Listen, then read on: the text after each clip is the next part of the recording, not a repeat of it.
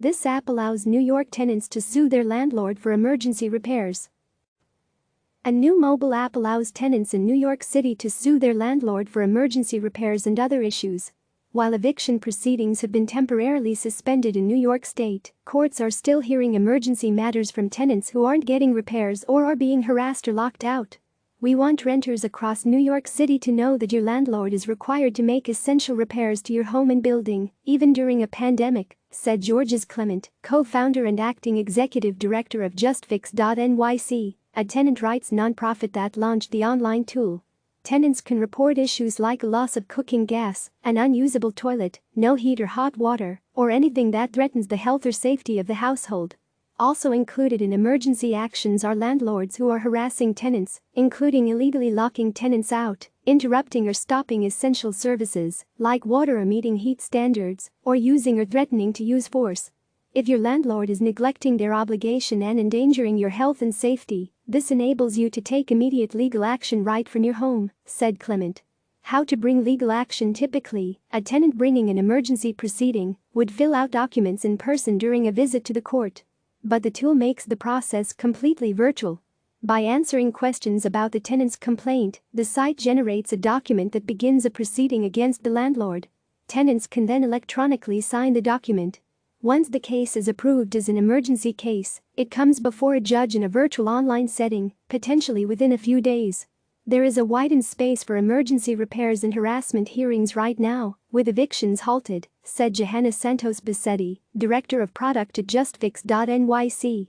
She said the digital submission process has been in the works for years, but the health crisis moved it along.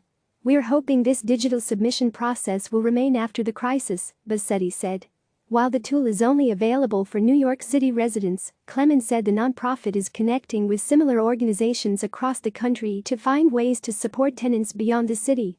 Housing advocates say that independent of a tenant's ability to parent, they should know and exercise their rights regarding repairs. There is an eviction moratorium that protects any tenant from being evicted, regardless of if they can pay rent or not, said Clement. Separately, he said, there is a housing maintenance code that guarantees safe and healthy housing for anyone that lives in New York.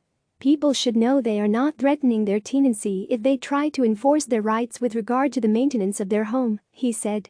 Getting help with an emergency repair: Mabel Perez lives in a 3-bedroom apartment in Manhattan, along with members from 4 generations of her family, including her grandmother, mother and 2 young children. Since the family began staying home, a leak has sprung under the kitchen sink, significant enough that buckets fill each time they use it. This kind of simple repair would typically be fixed in a day or so. But her building is only handling emergency repairs now.